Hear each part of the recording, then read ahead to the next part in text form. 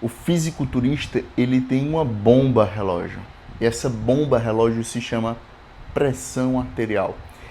Esse é um componente da minha análise durante as minhas consultas que mais altera nos atletas de fisiculturismo.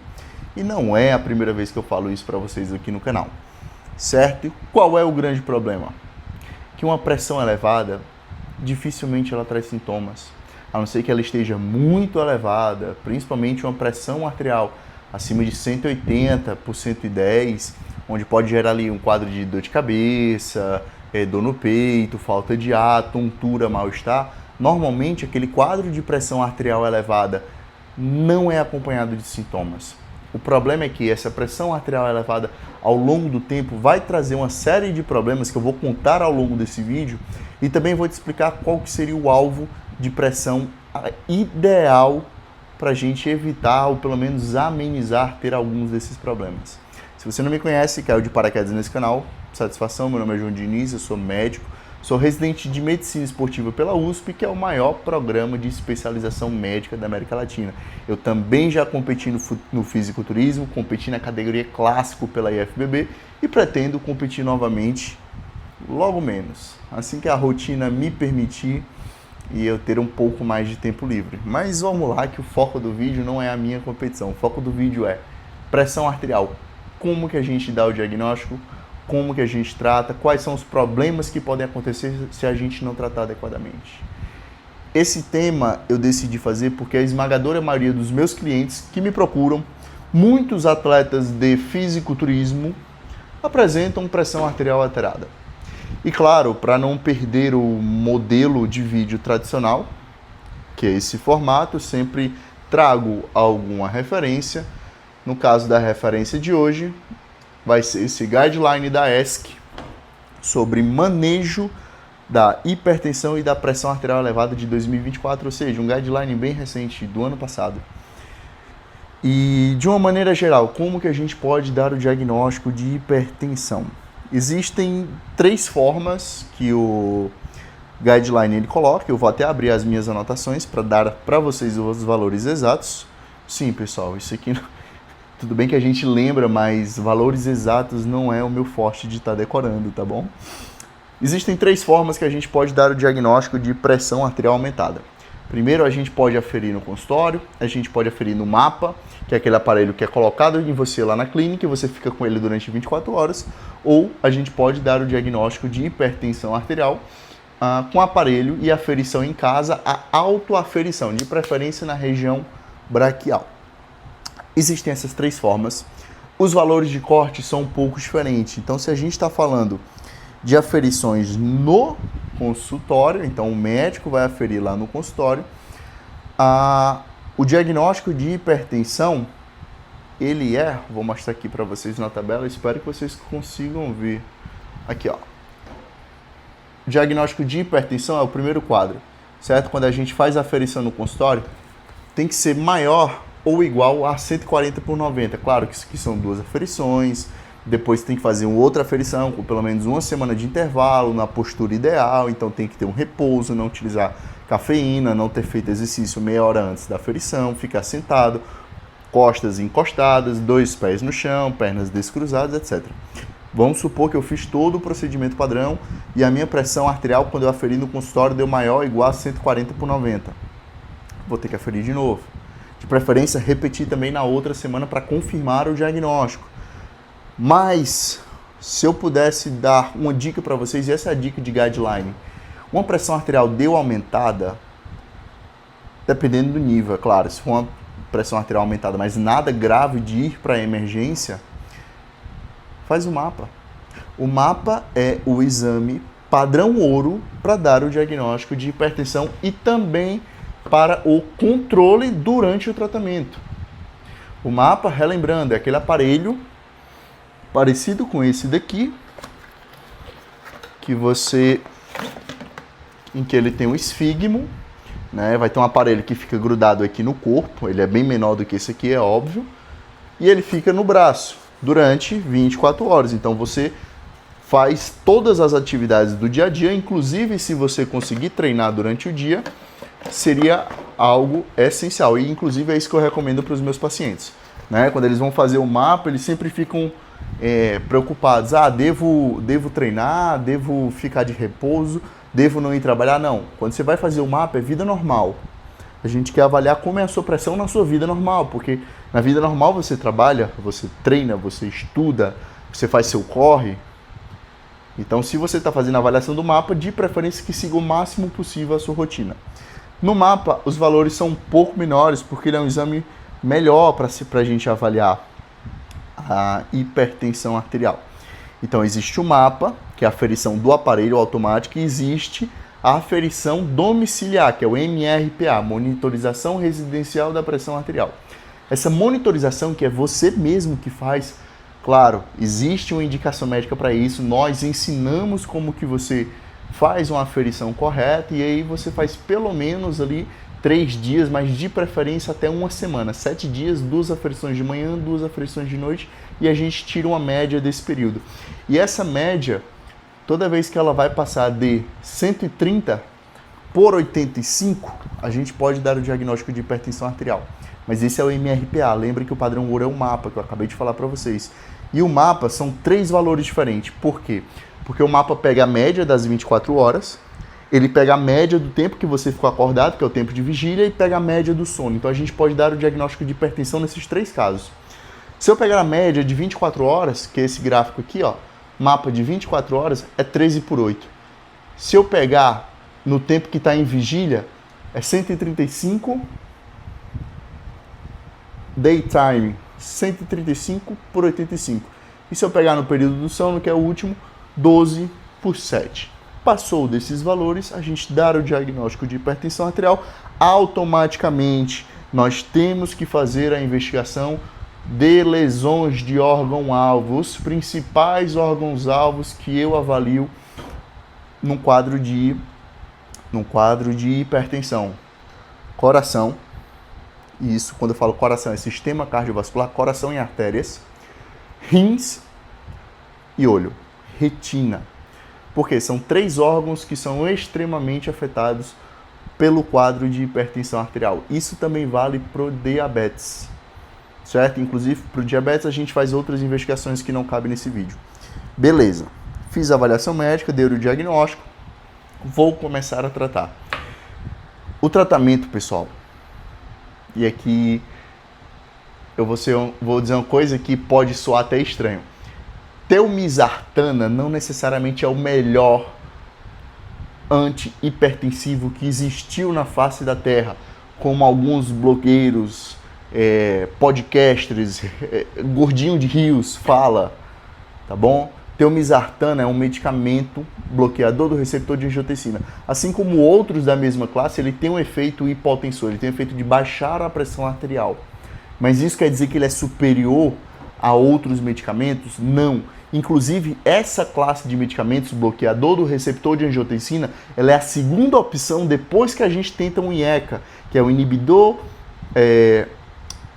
da enzima conversora de angiotensina tipo 2, que é o enalapril, que é o ramipril, o acertil, que é o perindopril. A gente primeiro tenta o IECA, se não houver uma boa tolerância, que a gente parte para os BRAS, que é um exemplo, a telmisartana. Mas a má informação, ou na verdade, a informação pela metade, a pouca falta de estudo, de aprofundamento em uma diretriz como essa, faz as pessoas acreditarem que telmisartana necessariamente vai ser o melhor para o fisiculturista, o que é o cardio, o grande cardioprotetor. Quando na verdade ele é um medicamento de segunda opção quando o IECA não funciona. Mas isso precisa ser estudado para saber e passar para frente. Não vamos de conteúdo de orelhada, que não é por isso que vocês estão aqui. Então, beleza, escolhi IECA. Tem outros medicamentos que fazem parte da primeira linha de tratamento, que são os diuréticos tiazídicos. O maior exemplo é a hidroclorotiazida, e existe a terceira classe, que faz parte dentro dos primeiros que a gente opta, que são os bloqueadores do canais de cálcio. Um exemplo clássico é o amlodipino. Tá? Então, escolhi uma das 3 medicações, claro que eu vou escolher essa medicação de acordo com o problema que o meu paciente apresenta ou outros problemas que envolvem o meu paciente, etnia também interfere nisso. Escolhi o medicamento, agora eu preciso saber o controle. Fiz o tratamento, e agora? a monitorização, a meta sempre vai ser, na esmagadora maioria do guideline, ele coloca como meta 13/8. Lembrando que a meta de 13/8 é na aferição do mapa de 24 horas ou do MRPA, padrão ouro, mapa. Paciente que vem comigo tem plano de saúde, ou independente de ter plano de saúde, eu não abro mão do cara fazer o mapa. Indiscutivelmente, principalmente se você usa esteroide. Se você usa esteroide, você precisa investir na sua saúde, cara.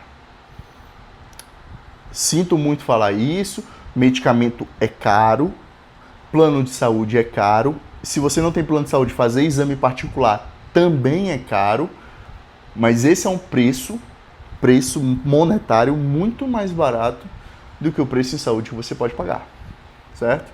Então fizemos o mapa, começamos o tratamento, repetimos o mapa, de preferência fazer um mapa no máximo anualmente, se você já tem um diagnóstico de hipertensão, para poder fazer esse ajuste fino das medicações. E é claro que a dose vai aumentando, vai fazendo uma associação de classe até atingir o objetivo abaixo ali de 13/8 no mapa. E qual é o principal órgão que eu sempre estou falando aqui no canal, que é muito afetado pela pressão arterial? Coração. Então, um aumento da pressão arterial significa um aumento de sobrecarga do trabalho do coração. Então, cara, se imagina que você tá, para quem nunca andou de cavalo, já deve ter visto alguém na rua andando de carroça e o jumento na frente puxando a carroça. Né? E o cara tá lá o dia todo, o jumento lá no sol quente de 30 graus, caminhando 500 quilômetros, cansado, e o cara lá chicoteando. E o jumento cansado. O chicote é a hipertensão. E o jumento é o coração. O jumento está cansado, o coração está cansado. Mas o coração não pode parar. Se o coração parar, você morre. O coração não pode diminuir o fluxo sanguíneo, porque senão você, é menos sangue que chega para o cérebro, você desmaia. É menos sangue que chega para o próprio coração, você pode ter uma isquemia. É menos sangue que chega para os rins, é uma disfunção renal. Menos sangue que chega para um membro, você tem uma claudicação. Então não pode faltar sangue em nenhuma região do corpo. E esse coração está sendo chicoteado. E o chicote é a pressão arterial. Então, quanto maior a pressão arterial, mais chicotada esse coração leva. Qual é o problema? O problema é que esse coração, submetido a um estresse durante longos períodos, assim como o jumento que está andando 50, 100 km no dia, no sol quente, levando chicotado, o que é que vai acontecer? Ele vai fadigar. Quando o coração fadiga, primeiro ele tenta se adaptar a esse estresse e depois ele fadiga, porque ele não consegue. Ele não tem tempo de recuperação. E quando ele fadiga, nós chamamos de insuficiência cardíaca. A maioria dos usuários de esteroides, quando desenvolve esse quadro de insuficiência cardíaca, primeiro que ele é irreversível. Deu o diagnóstico de insuficiência cardíaca, está insuficiente dali para frente. A grande questão é, a gente consegue recuperar a funcionalidade apesar da insuficiência? Aí são coisas diferentes. E essa insuficiência a gente divide em dois quadros, a de fração de ejeção preservada e reduzida. Muitas vezes, quando a gente faz o tratamento dessa reduzida, que tende a ser mais grave, ele se torna uma fração de ejeção recuperada. Mas a partir do momento que o cara voltar ao agente agressor, voltar a chicotear ou parar de tomar os medicamentos cardioprotetores, essa fração de ejeção piora. Fração de ejeção é a capacidade que o coração tem de jogar o sangue para frente. É a capacidade que o jumento tem de puxar a carroça. É a mesma coisa. E o medicamento é o que vai dar aquele alívio para o coração para ele poder trabalhar. Então a hipertensão pode levar a esse primeiro quadro. E qual é o segundo quadro? A hipertensão, pessoal, é pressão alta dentro do vaso, correto? Lembra que o vaso ele é revestido por um tecido que a gente chama de endotélio. Qualquer fator agressor desse endotélio pode lesionar e permitir que haja depósitos de gordura nesse endotélio, que a gente chama de, carinhosamente, de placas de aterosclerose. Então, o cara tem hipertensão. A hipertensão lesiona o endotélio. O cara é diabético. A glicemia alta lesiona também o endotélio. Mais fissura. O cara fuma. Mais fissura. O cara usa esteroide. Esteroide é pró-inflamatório. Lembra? Eu já falei isso no vídeo anterior. vou deixar passando aqui no card. Ele aumenta fatores de inflamação, principalmente interleucina 1 e interleucina 6. Essa inflamação aumenta a chance de placa. Junto disso, o cara tem um colesterol ruim, né? Um perfil lipídico ruim, com aumento de LDL e uma baixa de HDL. Então esse colesterol ele vai ser todo depositado lá na artéria. E aí forma uma placa de aterosclerose. E essa placa de aterosclerose leva a um quadro futuro de infarto, se for no coração. Se essa placa for no cérebro, leva a um AVC. Se essa placa for no intestino, a uma isquemia mesentérica. Se essa placa for numa perna, a uma doença arterial obstrutiva periférica. Uma claudicação intermitente. Então, tratar a hipertensão vai muito além do que só a insuficiência cardíaca. A gente está falando de doença cardiovascular no geral. E o alvo dessa pressão arterial, eu já falei para vocês, de 13/8, alguns artigos, como o Sprint Trial, ele almeja ter uma pressão um pouco mais baixa, com um alvo de 12/7. Claro que, desde que não sinta sintomas, porque pressão baixa também pode trazer sintomas. Tontura, mal-estar, desmaio, visão escura, pode acontecer. Mas o ideal é que baixe mais a pressão até onde tolerar. E nós, jovens, você que está assistindo esse vídeo, eu sei que você é jovem, porque a maioria das pessoas que assistem esse canal são homens de 18 a 35 anos, que inclusive 62% não estão inscritos no canal, então já aproveita aqui, se inscreve, curte e comenta aqui embaixo o que você está achando desse conteúdo. E se tem alguma dúvida também manda aqui embaixo que eu leio todos os comentários. Eu posso buscar o alvo de 12/7, eu posso buscar um alvo mais baixo, não tem problema nisso, desde que não haja sintomas de baixo fluxo. A mesma coisa a gente pode pensar para o colesterol, mas esse não é o foco do vídeo. O foco do vídeo é o tratamento da hipertensão. Então perceba que tratar a hipertensão não é só pegar um enalapril, começar a tomar, uma telmisartana, começar a tomar e pronto, vida que segue. Não é assim. Ah, eu vou usar esteroide, eu vou usar uma telmisartana junto. Beleza. Tudo bem, você está pensando que vai desenvolver uma hipertensão, você está querendo tratar ou prevenir essa hipertensão, mas se você não fizer acompanhamento, como que você vai saber se aquela dose de telmisartana que você está utilizando, ela está sendo suficiente para te deixar com a pressão arterial normal? Só porque o cara do Rios te falou, você está confiando a sua saúde nele, um cara que você não conhece, que você vai pesquisar e muitas vezes o cara não tem formação acadêmica nenhuma. Eu não estou falando nem de ser médico, pessoal. Eu estou falando de ter formação acadêmica, nem que o cara seja administrador. Ele não tem nenhum curso superior. Muitas vezes o cara não forma nem no ensino médio, mas está ali, pagando de inteligente de algum tema que ele ouviu de orelhada. E você está seguindo, e você está colocando a sua saúde nisso. Cara, puxa isso para outras áreas. Área financeira. Você vai ouvir dicas daquele seu primo que está endividado porque queria comprar um carro e está com o nome no SPC, no Serasa, e ele vai te dar dicas de investimento, sendo que ele mesmo não tem investimento nenhum. Não faz sentido. Da mesma forma, se você está buscando saúde, você tem que buscar profissionais de saúde. Ah, eu preciso resolver um problema no meu fígado. Eu vou buscar o cirurgião de cabeça e pescoço? Não. Eu vou buscar o hepatologista, o gastroenterologista, especialista em hepatologia. É tão simples isso. E eu sei que vocês sabem.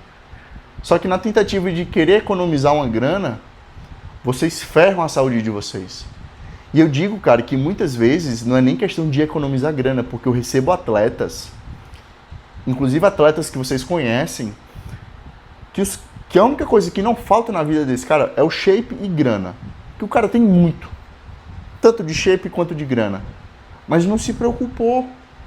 Não se preocupou em se tratar, não se preocupou em investigar, não se preocupou em fazer ali um check-up anual. E vem para mim já com um problema sério e eu recebo essa bomba relógio na mão e tenho que ponderar, cara, esse é um atleta de alto nível, patrocinado por uma marca grande de suplemento, com um salário grande que recebe dessa marca, mas o cara tá com essa e aquela alteração, que isso pode levar a um desfecho negativo na vida desse cara se ele continuar utilizando esteroide, principalmente se ele quiser continuar competindo. Olha que dúvida cruel que me é colocada e que eu tenho que dividir isso com o paciente. E quem já acompanhou comigo, quem já fez consulta comigo, sabe, cara, eu não sou de julgar, mas eu sou de bater o martelo e falar, ó, mano, tá ruim. Tá ruim. Tudo bem, é decisão sua querer tratar, não tratar, querer seguir o que eu tô falando, não seguir, é decisão sua. Mas isso aqui tá ruim. Na minha concepção, você tem que fazer isso e aquilo que vai ser o melhor para sua saúde. Eu tô ponderando que você tem patrocínio, eu tô ponderando que você é atleta, ou que você quer continuar sendo atleta, que você vive do seu shape, igual eu falei num 3, 4 vídeos atrás. O cara vive, às vezes o cara é personal, ele precisa do shape para se vender. Às vezes o cara é nutricionista, ele precisa estar em forma para se vender e ele não quer abrir mão do esteroide. Mas eu também não posso passar o pano. Tem que falar, mano, aconteceu essa alteração, a gente trata assim. E olha, se você não reduzir a dose do esteroide, dificilmente essa alteração ela vai ser amenizada. Porque dependendo do grau que chega, eu já recebi atletas que as lesões, o padrão de lesão, ele é irreversível. O que a gente pode fazer é, a lesão que está piorando, a gente estaciona. Estacionou a lesão já é um grande ganho. Impedir que ela progrida e vá para um evento adverso mais grave já é um grande feito. Mas isso não depende só de mim. Depende de mim ter o conhecimento para entender e falar para o paciente. Mas quem se trata é o paciente. A medicação que eu passo, quem vai comprar, pegar da caixinha e colocar na boca, é o paciente. A orientação do cardio que eu passo, é o paciente que vai subir na esteira, na bike, na escada, no elíptico, que vai fazer. É o paciente, não sou eu. Ah, em vez de fazer 2 gramas de esteroide por semana, vai fazer 200 miligramas. Não sou eu que aplico na pessoa, é ela que se aplica. Ah, não quer fazer TPC? Ela está escolhendo também.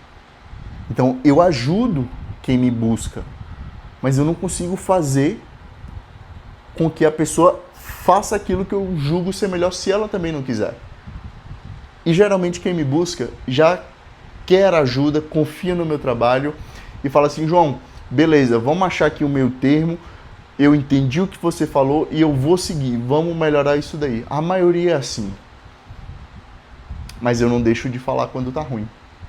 Eu não vou passar pano para depois que o cara tem o problema, ele falar, pô, mas eu tinha um acompanhamento com o João e mesmo assim tive esse problema. E mesmo tendo acompanhamento comigo ou com qualquer outro médico, pode ser o melhor médico do planeta Terra. Para quem usa esteroide em dose suprafisiológica, não existe garantia de uso seguro. A gente ameniza o risco, mas nunca evita o risco. E é isso que eu sempre falo nas consultas. Cara, vamos fazer isso e aquilo na tentativa de dar um controle de danos, mas dependendo do que você fizer, esse dano vai continuar. Você quer fazer isso? Não, não quero, prefiro minha saúde. Beleza, não, eu quero continuar. Ok. Não sou eu que vou mandar na pessoa, não sou eu que vou mandar no meu cliente, não sou eu que vou mandar no atleta, mas eu deixo o atleta ciente. E por esse atleta ser adulto e estar ciente das consequências, ele vai escolher se vai pelo caminho A, se vai pelo caminho B. Esse vídeo era só sobre hipertensão, mas eu sempre gosto de trazer uma reflexão a mais. Tudo bem, tá 24 minutos, mas eu gosto de trazer essa reflexão. Se ficou alguma dúvida, manda aqui embaixo. Tamo junto, valeu, falou. Ah, lembrando, tem cupom da Ecober, e se você compra o suplemento da Dux, tem cupom da Dux também, PEC João Diniz. Tamo junto, valeu, falou e fui.